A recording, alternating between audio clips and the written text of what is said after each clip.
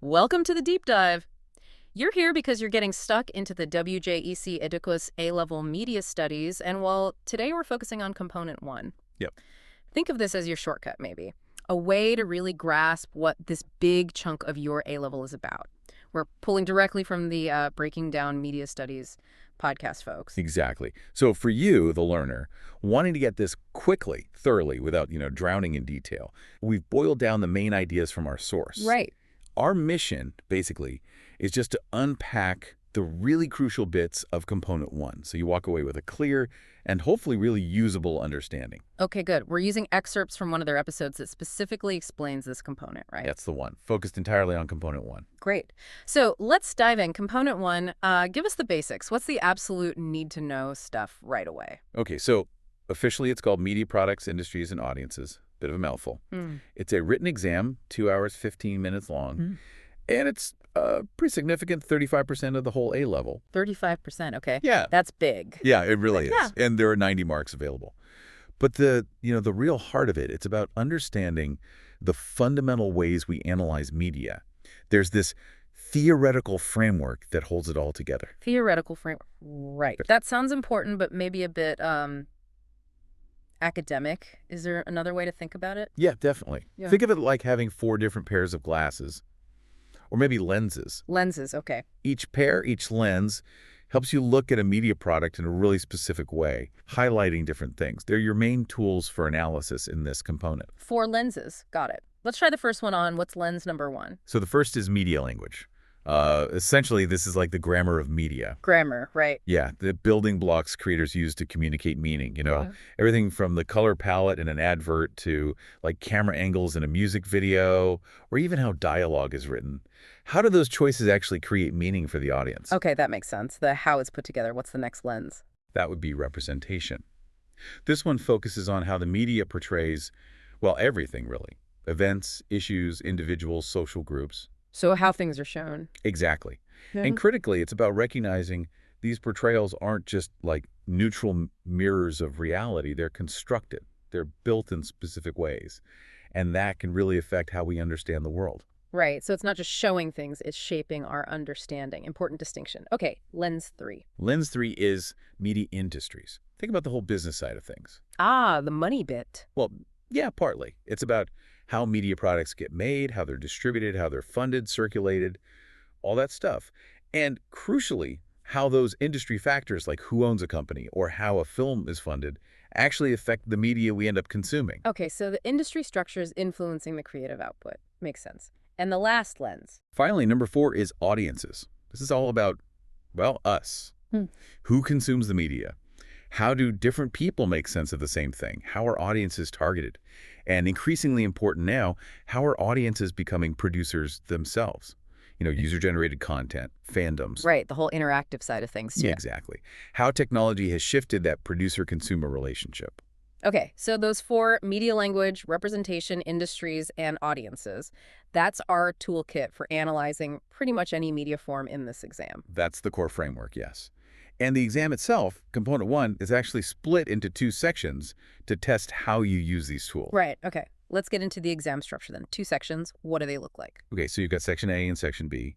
Section A pulls focus onto those first 2 lenses we talked about, media language and representation. Language and rep, got it. And the media forms you'll likely be analyzing here. Things like advertising, marketing stuff, music videos, or newspapers. And the questions in section A, what kind of tasks? 2 main questions. One is specifically about media language, and they'll give you an unseen resource, something you haven't studied to analyze right there in the exam. Okay, an unseen. Yep. And the second question is a bigger one, an extended comparison.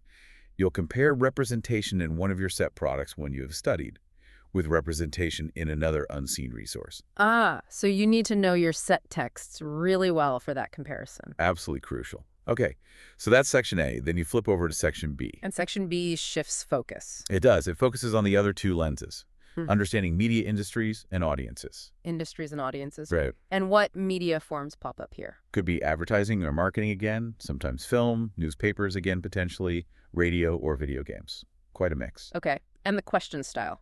Same in section A. A bit different, actually. Here you get 2 stepped questions. One focuses on media industries, the other on audiences. Stepped question. Okay, what does that mean exactly? Like, multiple parts. Yeah, that's it. Think of it like a mini essay broken down. A question might start with, say, asking you to identify something about an industry. Okay. Then the next part might ask you to explain the impact of that thing. And the final step could ask you to evaluate it, maybe considering the effect on audiences or producers. So each part builds on the last one. Got it. Like climbing stairs, getting progressively deeper into the topic. That makes sense. Okay, so let's nail down the specifics now. Which media forms are we definitely studying, and how do these 4 lenses and the 2 sections map onto them? Right. This is really important for knowing where to focus your revision. Newspapers are a big one, kind of an in-depth study. You'll look at their media language and representation, which fits into Section A. But you also study newspaper industries and audiences for Section B. And crucially, you need to think about media contexts for newspapers across the board. We'll come back to context in a minute. Okay, so newspapers cover all bases. What about ads and marketing? Advertising and marketing, you'll look at their media language and representation, mainly for Section A, and you'll look at audiences for Section B. Contexts apply here too, definitely. Right, and music videos. Music video analysis primarily falls into Section A, focusing on media language and representation, again, viewed through relevant contexts. Okay, so that's Section A covered. What about the Section B specific forms? Right. For radio and video games, the main lenses are media industries and audiences, fitting squarely into Section B. And yes, always consider the contexts. Contexts seem important. They really are. And finally, film. In this component, it's looked at partly through its marketing, so like a cross-media thing. The focus here is mainly on media industries and, you guessed it, media contexts for Section B. That's a super helpful breakdown, linking the forms to the specific sections and lenses. Thanks. Now, our source also talked a lot about specific theoretical approaches or, well, theories. These sound like the heavy-duty tools. Yeah, you could call them that. Think of them as established ways scholars have developed to understand how media works. They give you specific concepts and language to use in your analysis. Okay, so which ones are like the absolute must-knows for component 1? Let's start with media language. Okay, for media language, Yeah. definitely semiotics. Roland Barthes is the key name. It's all about how signs and symbols create meaning. Denotation, connotation, myths. Signs and symbols, right? Then there's narratology, often linked with Todorov, looking at typical story structures like equilibrium, disruption, resolution. Very useful for analyzing films or TV. Genre theory, Steve Neal, is important here, how genres use conventions, but also how they evolve and mix. Okay. Also structuralism, particularly Levi-Strauss, and the idea of binary oppositions, good versus evil, male versus female, how these contrasts create meaning. And finally, postmodernism. Baudrillard's ideas about simulation and hyperreality are key here, how media references itself blurs reality. Wow, okay, quite a few for just media language. What about theories for representation? Right, for representation, Stuart Hall is fundamental. His theories on how representations are constructed, stereotyping, power, really crucial. Then there's David Gauntlet on identity, how media gives us resources to think about our own identities.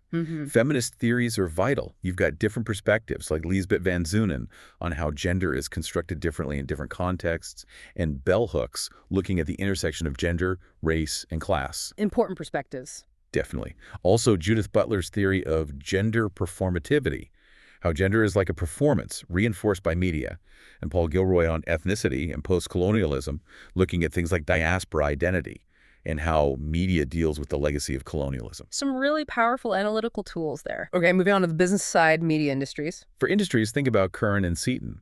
Their work looks at power and media industries, arguing that patterns of ownership often limit creativity and diversity. Power and ownership, okay. Then Livingstone and Lunt on regulation.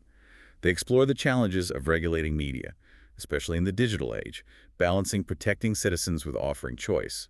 And David Hesmanhall on cultural industries, how industries try to minimize risk and maximize profit, often through vertical integration or formatting genres. Risk and profit.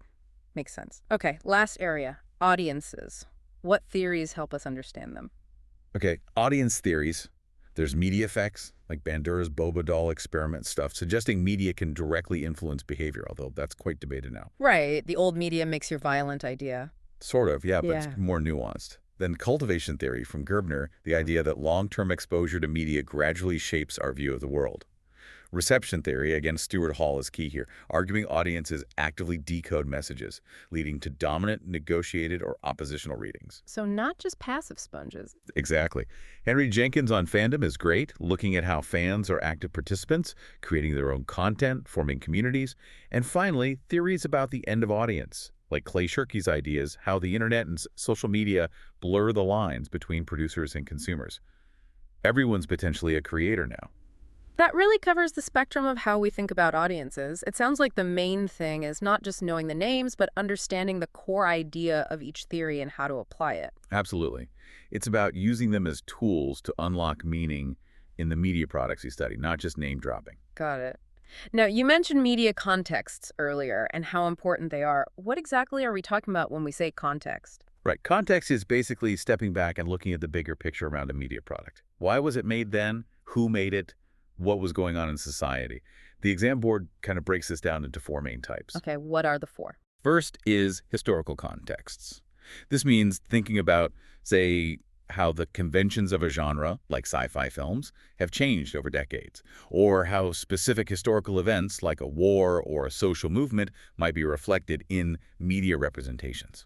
And, of course, how technology available at the time shapes things. So seeing it as a product of its specific time period makes sense. What's next? Next up, social and cultural contexts.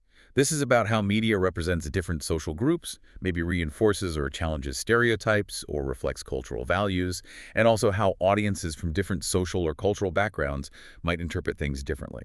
Think about changing attitudes toward gender roles, for instance. Right. The society it exists within. Okay, number 3. Third is economic context. This gets back to the industry side.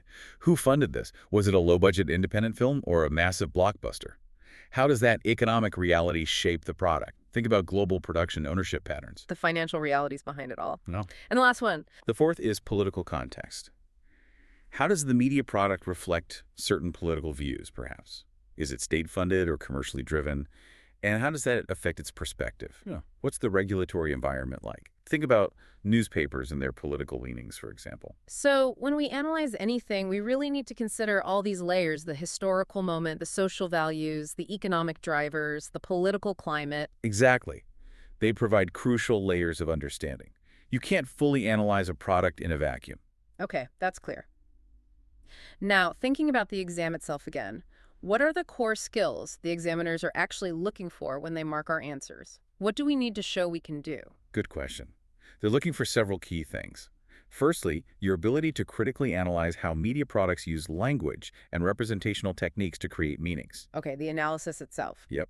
Secondly, they want to see you confidently using those complex theories we talked about and using the proper media-specific terminology accurately. Using the right language. Precisely. Thirdly, engaging with the big questions and debates. What's the role of media? How does it impact society? Showing you can think critically about these issues. And fourthly, constructing well-argued, detailed, and clearly structured written responses, especially for the longer questions. So it's the whole package: analysis, theory, terminology, critical thinking, and good writing. That's pretty much it. It's about showing sophisticated understanding and applying it effectively. Right.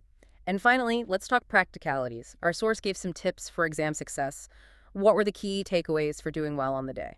Okay, practical tips. Number 1, know your set products inside out really well. You need them for those comparisons in Section A. Know the set texts. Got it. Number 2, practice applying the theories. Don't just learn them, actively use them to analyze different things. Set products, unseen examples, stuff you see every day. Practice application. Makes sense. Number 3, use the proper terminology. Sounds basic, but using terms like mise en scène or synergy correctly shows understanding. Fourth, structure those longer answers. Plan them. Introduction, clear points with evidence and analysis, conclusion. Don't just ramble. Structure is key. Definitely. Fifth, always think about those contexts: historical, social, economic, political. Weave them into your analysis wherever relevant. And finally, time management. It's a long exam, 2 hours, 15 minutes. Work out how long you have per mark. Roughly 1.5 minutes per mark is a decent cod. Stick to it. Plan your time. Excellent advice. Okay, so just to quickly recap this deep dive into component 1, drawing from breaking down media studies, we've looked at the basic structure: the name, timing, weighting. We've unpacked that vital theoretical framework, the 4 lenses: Media language, representation, industries, audiences.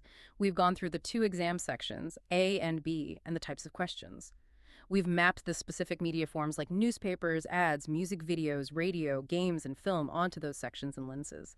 We've explored the key theories for each lens, the importance of considering media context, the skills needed, and finally some really solid exam tips. And just to hammer home, remember, this is 35% of your total A-level.